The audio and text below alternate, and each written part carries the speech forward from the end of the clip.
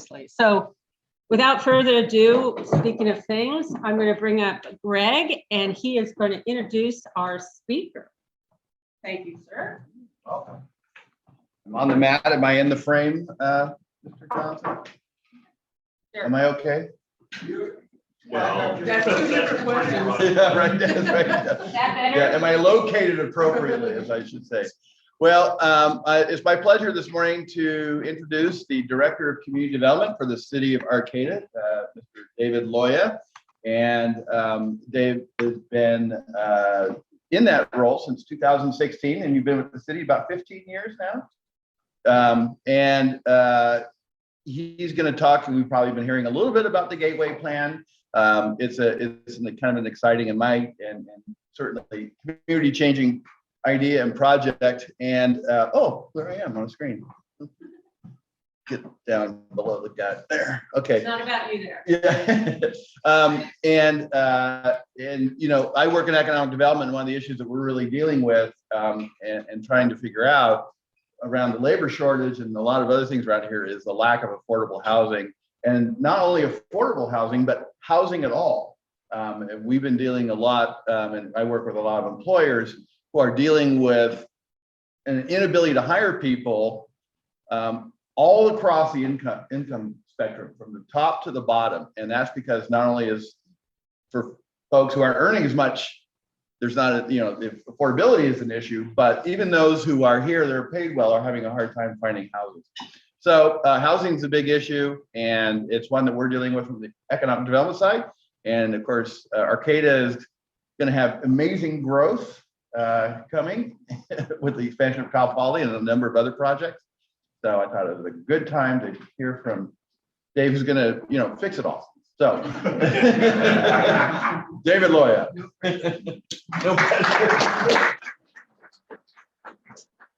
oh, that's funny.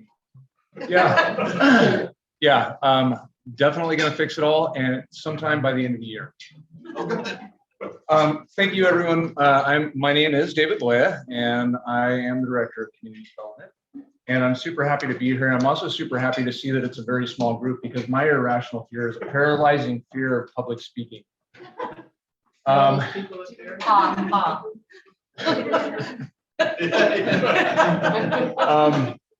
just wanted to start with a show of hands, and you can show a hand inside your head. You don't have to actually show your hand if you don't want to. But I'm going to ask a few questions.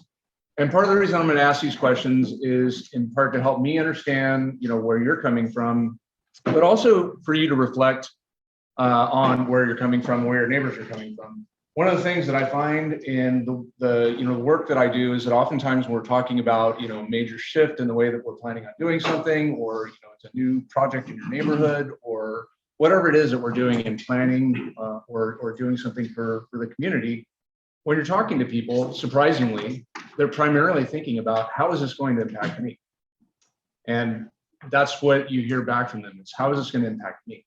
And the irony is that the planning work we're doing long range planning work, 20 years into the future, 50 years into the future, we're doing this planning work for people who aren't even here. Many of us won't be here when this planning work is really vitally needed. But we're the ones that get to make the decisions. So I invite you to think about not only how does this impact me, but what's our responsibility to the future, Arcatans? What's our responsibility to folks who need our resources, or we need their resources, if they're part of our community. Our nurses, our doctors, our cops, our folks that are working at the Safeway. We need those folks to have houses so that we can get those services. So that's, it's a little bit of a win-win when we think about it that way. So I'm going to ask a few questions. First off, one of my favorites: how many people were born in Hoboke County? All right, pretty good. And online, pretty sizable number of people for this group. It probably says something about being a Rotarian. How many people have lived here for more than 20 years? Okay. How many people have lived here for more than 10? Okay, let me do that the other way around. If you've already said that you've lived here for more than 20, more than 10, and more than 5? Okay, so that's pretty good. We've got long-term residents, many folks who are born. How many people live in Arcata? Okay. How many people want to live in Arcata? Okay. How many people have actively sought to live in Arcata before and haven't been able to? Okay. So a fair number of folks. And then just real quick, how many of you own your own homes? Okay. Well, yeah. Looking after it for the bank, he said. Okay, so that's great. And then just a couple of show of hands for, I got to have at least one realtor in the room. Realtor? Yeah. Okay. So we'll call on you at some point. How many doctors do we have in the room? Former doctors? Huh? Okay. Future doctors? Okay, great. And how many folks work in service industry of some sort? Okay, fair amount. Okay, so all that is to sort of cue us up to what we're thinking about. In particular, if you own your own home and you're living in Arcata, then a lot of the times I think that your perspective might be that, hey, things are cool. I got it going on. I don't really need anything. I don't need this new planning work. And in fact, the more people that you bring into my neighborhood, the worse it is for me. And I totally get that. The other day I was riding my bike in the forest, and I'd probably been riding for about an hour, and I hadn't seen a single soul. The whole time I was riding, I was thinking about this planning work that we're doing, planning for the future and the way that the city of Arcata is going to grow, the population is going to grow. And, and I was thinking about, where I moved from down in Los Angeles, where, if you go to the beach in Los Angeles, you got to get there early so you can put out a towel and mark your space, so that you have a space. And if you go to the beach in Humboldt County, you can walk, as long as you're not like right at the entrance, you can walk 100 feet and you'll be completely alone. And so it's wonderful. I think we all value sort of the open spaces. We value the natural environment. We all value the elbow room. Wouldn't you say? Everybody value elbow room, most part? Okay. So here's what's going on as far as I can tell, based on what I'm looking at. The city of Arcata, Humboldt County in general, has been growing pretty slowly. We've had a couple of big bumps, like post-war, there was a huge bump in our community. There's a lot of house building going on. A lot of people moved into the area, and there was a jump. And then it's been really slow and steady since that time. Over the last 20 years, we've had approximately close to a 1% growth rate in Arcata. And if you look at the timeline between 2000 and 2010, the growth rate was closer to about 6%. I'm sorry, 0.6%, about 0.5%. And then since that timeline, it's been closer to 1%, a little over during certain periods. The other thing that's been happening in Arcata is that our population growth has been really closely linked with the university's headcount. So as the university gets more students, our population has grown. Kind of makes sense, major driver, so on and so forth. But what's happened since 2015, 2016 or so is that the university's headcount has taken a precipitous decline. It dropped off pretty steadily, and through the pandemic, pretty drastically. But during that same time frame, our population growth has increased. And so people are moving in who are not students. They're taking the housing that students used to live in. And we all know the university is now planning to grow pretty significantly. So we've got a plan for that growth, but that's not the only driver of growth. How many folks either themselves are or have met someone in the last month, let's say, that moved here from San Francisco or Los Angeles? Okay, and for the realtors in the room, how many of those folks, or for those who've gotten into this discussion with them, how many of those folks were able to come here and buy a cash offer on their house? Probably above asking, most of them. Okay, so there's a linkage here in my mind. Someone said to our city council yesterday, I'm gonna ask one more quiz. Who's heard of supply and demand? Somebody said to our council the other day that building more housing will not change the cost of housing. And I think I know where they were going with that. I had to fill in some gaps a little bit. I think what they meant to say was, we're not going to be able to satisfy the demand. And that's a scary thought. And it's a particularly scary thought if you say to me that we're never going to be able to supply all the housing that we need. And so let's just stop. Okay, so the gateway, I'll tell you a little bit about what that is and also some of the other planning efforts that are going on. And then I want to get into kind of a discussion. It's such a small group. I want to be able to answer questions instead of just orating. Maggie told me that since I didn't have a PowerPoint presentation, I was going to have to, really entertain you. And as my colleague Mark Andre once said, I don't have a PowerPoint, but I have some powerful points. I hope. So the Gateway Plan is sort of an ambitious future vision for what Arcata will look like, what it will feel like, how it will work, how we can bring housing and economic development to this community in a way that's sustainable, in a way that respects those wide open spaces in the elbow room that we all, cherish. It right now, under the current draft of the plan, is calling for really high density.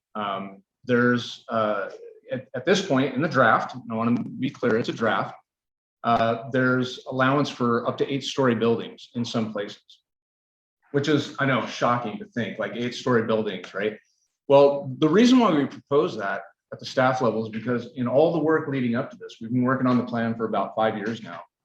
In all the work leading up to this plan, the draft that's been released, what we heard consistently in every room we were in was, we need more housing. There's not enough housing. Housing is not affordable. We want high density housing. We want the most of it that we can get. So we basically came out with a plan that was, the highest density that we could propose, that we felt we could reasonably propose. And we're working through that right now with the community just to hone in on what that high density housing looks like.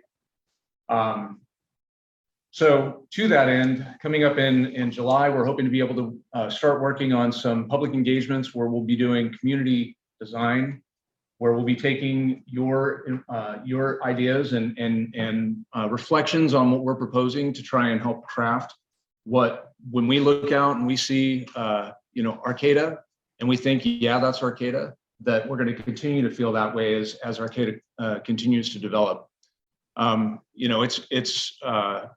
There's a lot to balance, a lot of policy to balance.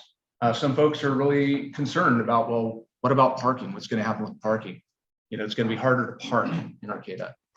And that's probably true. When you have more people, you have higher densities, it gets harder to park.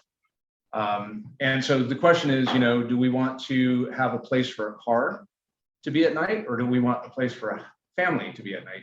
Those are the kinds of policies that we're balancing. And I don't mean to make it so stark, but it really does boil down to, the more we emphasize one thing, the less we're going to be emphasizing another. So we need to prioritize what our highest ambitions are for what the future is going to look like. And I know it's kind of scary. I know the change itself is scary, but I guess there's external factors that are really pushing us in this direction. It's not only the market. The market is going to drive this. We will be gentrified. I mean, with telework, people are going to move into our community. They're going to keep their jobs in San Francisco. They're going to be earning a San Francisco wage, and they're going to buy our homes. And the problem with healthcare, and we do really well up here for the resources we have. But I think we all know that when you have a serious medical condition, you go down to the city. We all know how hard it is. Has anyone tried to get a doctor in this area? We all know how hard it is to get a primary care physician. A lot of that is linked to housing. Okay, so what do we do about it? We need to think carefully about it. So it's not only the market, it's also the state. The state is continually creating new housing law that takes local control away. Everybody wants to be able to go to a commission hearing when there's a new project in their neighborhood and say, well, I don't like this, I think you should do that with it. I don't like that, I think you should do this with it. And by the way, we want a new park, right? Because we want to feel like, that thing that was too big in our minds is now smaller, or that thing that was, just a giveaway to the developers needs to give us something back. There's lots of things that motivates these concepts. And we feel like that makes the process better. The state is basically saying, we're done with that.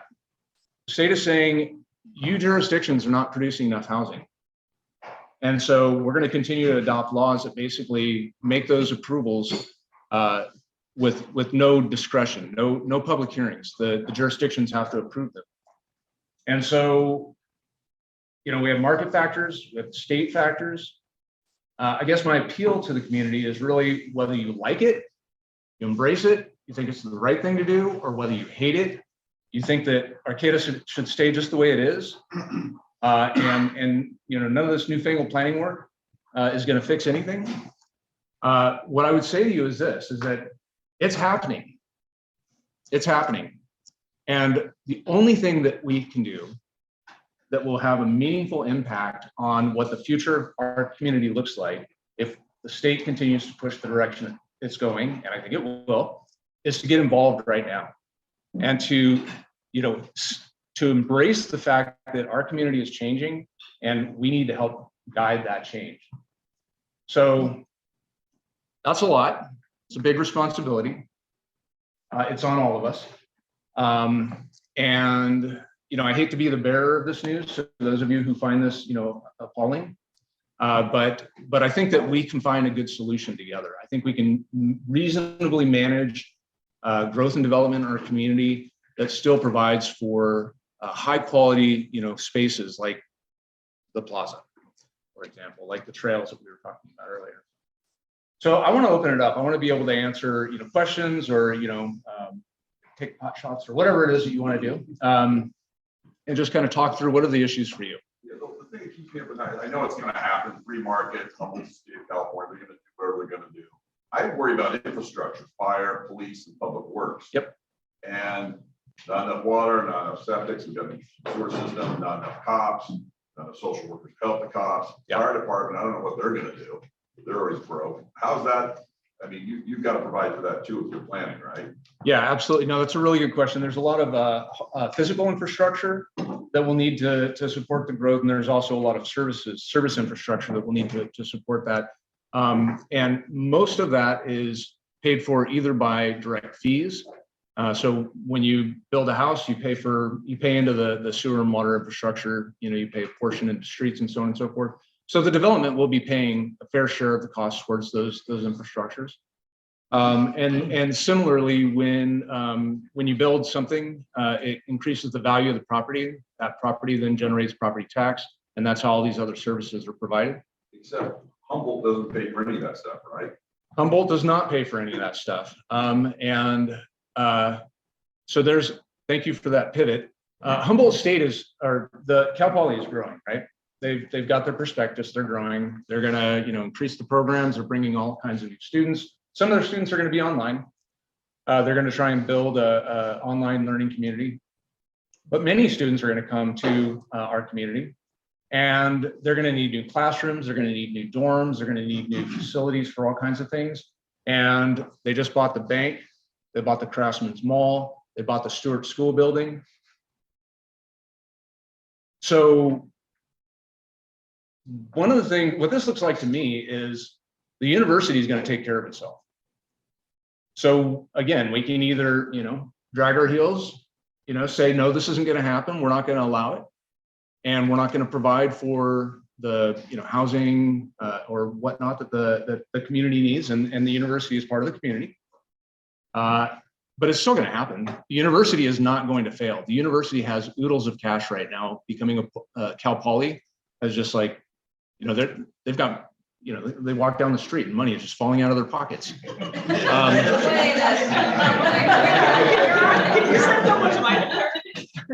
They should be at Rotary, right? So they will take care of themselves. But they won't pay any impact fees. They won't. Well, they pay impact fees, but they won't pay property tax, for exempt from property tax.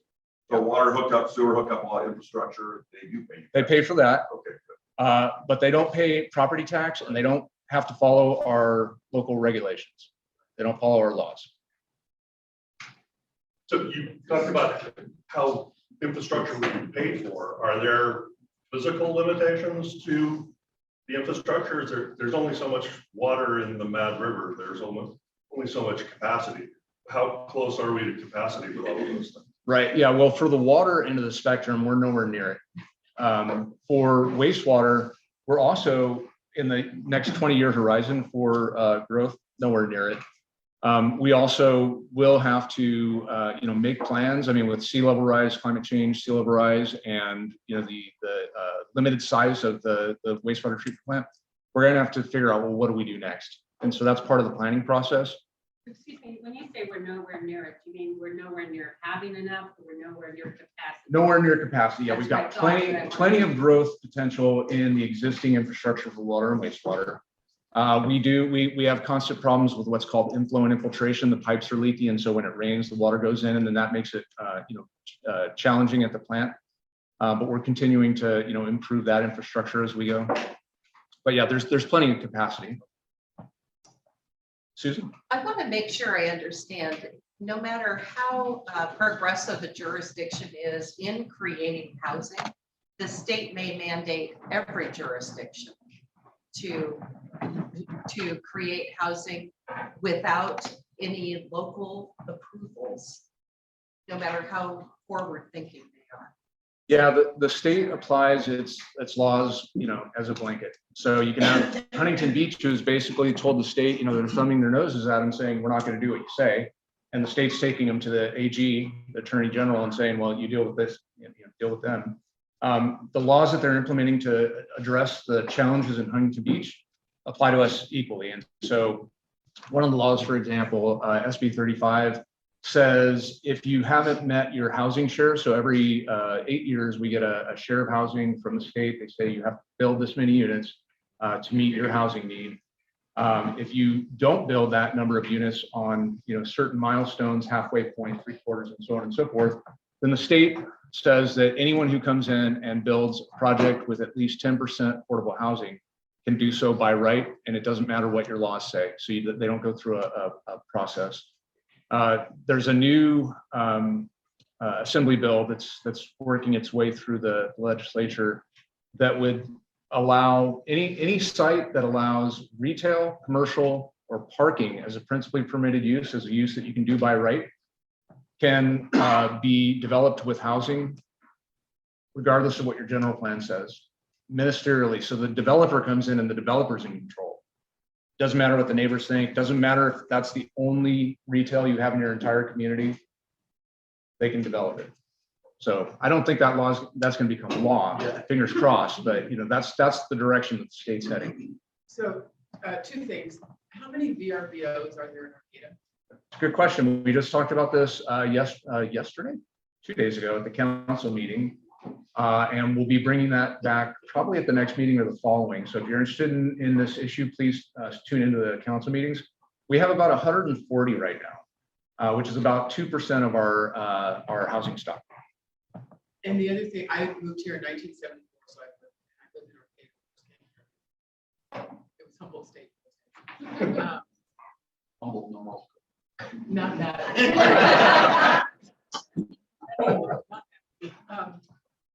And there were then, and there continue to be a lot of places where in Arcata that really are unhappy.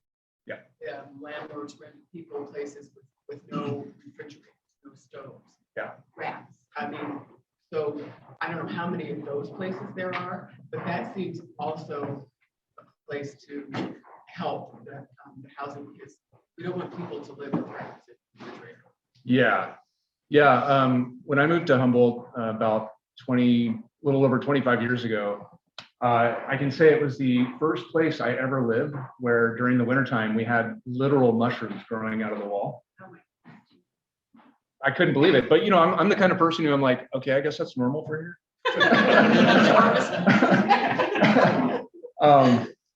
But yes, substandard housing is a huge issue, and we're working right now to create a rental inspection program. This is bad news for people who own rentals because it's going to be a fee that you have to pay to the city to have us come and inspect your house. But there's some really bad living conditions out there, and they really do need to be monitored for health and safety purposes. The other unfortunate thing about that is that the fees that the property owners are going to have to pay for this program is undoubtedly going to get passed on to the renters. Rent is already crazy, ridiculously expensive in our community.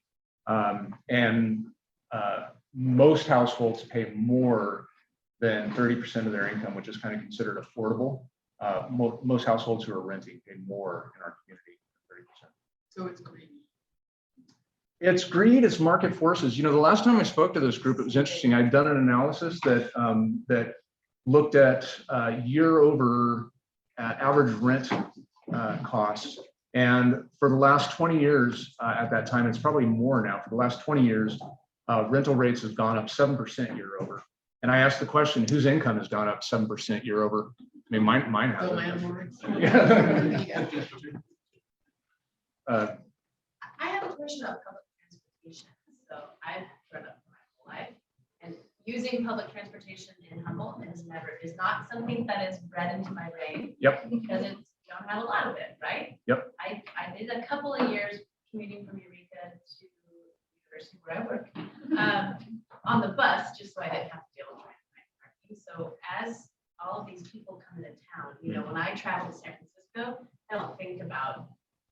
I park my car whatever hotel I'm at, and I Uber or whatever train. So I don't think that we can just magically fix all the public transportation. But I think a couple things that we can do is at least increase the hours in which our current public transportation already goes, and kind of work in those alternative transportation incentives, right, for folks moving in here.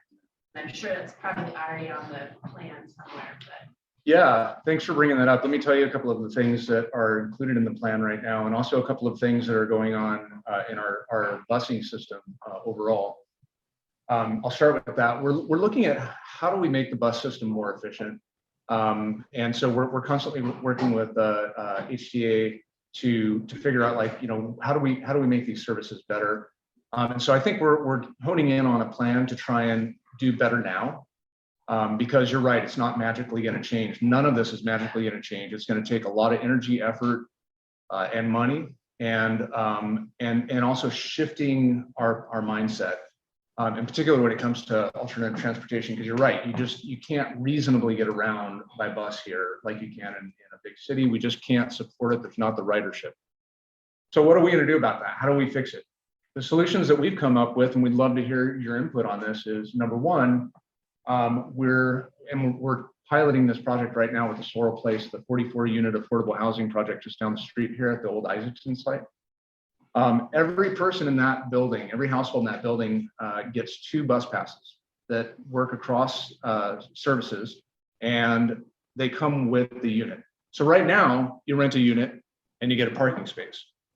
In the future, you'll rent a unit, you'll get a bus pass. So we're trying to promote that program. Also trying to incentivize, other modes of alternative transportation infrastructure. So one of the ways that this works, and I won't get into too much detail about, how the approval process works, but to develop an Arcata, you'll need to, select from a series of amenities. One of those amenities might be that you produce indoor bike lockers and showers. So when you decide to ride your bike to work, you don't have to park it outside where it's going to get stolen. You can park it inside, then you can take a shower before you get to work. Another amenity that we're including is car share. So the units themselves, and again, we're piloting this on the Isaacson's project. The project will own a car, and everyone in the facility can use that car.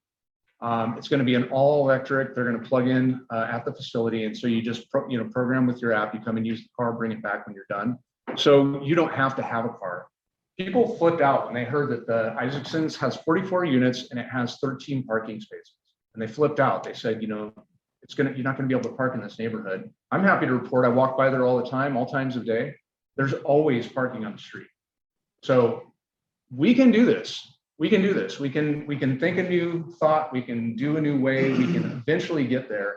We do have to invest in that infrastructure. And so I think that the kinds of things that we're proposing to include within these new developments, these new high density developments are gonna do that. Last thing I'll tell you about incentivizing alternative transportation is that there's no market for parking right now. We all want it for free. We demand it for free. We feel like it's our right to have parking. And not only that, it's our right to have parking right there. And you know what? The best thing about Sunrise Rotary is you can get parking right there. And so, you know, so how do we shift that? How do we start changing that dynamic? Well, if we decouple the housing from the parking and we say, yeah, you can live here, you're going to get a bus pass, you're not going to get a parking space, but you can pay for a parking space if you want, instead of paying for the bus pass. It's like how most of the world does it. Yeah. I mean, We value it, we just don't want to pay for it. someone used to go to New York. I'm getting the hook over here. Can you see Maggie getting closer and closer? We do. I mean, this is a great topic. There's a lot, and I think it'd be great to have you come back and kind of keep us, you know, have these conversations. We Sure, really be happy to. appreciate it. Thank you. And in your honor, I have a haiku I wrote. So I'm just gonna. You don't. I'm gonna leave my card. Oh, if you yes. wanna reach out. Yes, please. So